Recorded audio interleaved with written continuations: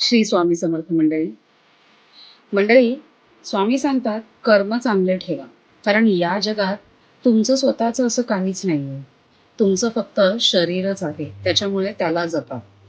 मंडळी, स्वामी असं सांगतात की जे काही आता तुला तुझ्या आयुष्यात मिळतंय, जे काही तू कमवतोयस, गाडी, बंगला किंवा काहीही सोनं नाणं, हे सगळं कमवल्यानंतर म्हणजे हे कुठेतरी तुला तुझ्या मेहनतीमुळे मिळालंय आणि ती देवाची देण आहे.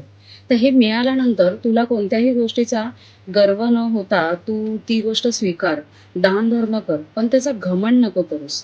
कारण कितीही आज तू कितीही बंगला वगैरे घेतलास, किती मोठा असू दे तुझा बंगला, पण स्वामी म्हणतात जाताना तुला तुझी जी शेवटची अंघोळ होणार आहे ना, ती रस्त्यावरच होणार आहे.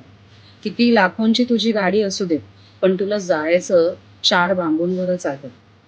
तू कितीही महागातले कपडे घाल, पण तुला शेवटला जाताना 1.25 मीटरचा तो पांढरा कपडाच तुझ्या अंगाला असणार आहे. तर त्याच्यामुळे स्वामी असं म्हणतात की त्या गोष्टींचा गर्व करू नकोस. म्हणजे स्वामी असं हेही सांगतात की ज्या वेळेला आपली जायची वेळ येते, म्हणजे आता जे काही आहे, म्हणजे हा 1.25 मीटरचा पांढरा कपडा किंवा जातानाची अंघोळ किंवा हे 4 बांबू, त्याला सुद्धा म्हणजे ते मिळण्यासाठी सुद्धा ना नशीब लागतं. तर त्याच्यामुळे नशिबात ते मिळेल असेच कर्म करा. आणि जे काही तुमच्या आयुष्यात तुम्हाला आता मिळतंय त्याच्यावरती गर्व करून काही एक होणार नाहीये. भक्ती करा, स्वामींचं नाव घ्या आणि माणुसकी तुमच्यातली जपा. श्री स्वामी समर्थ.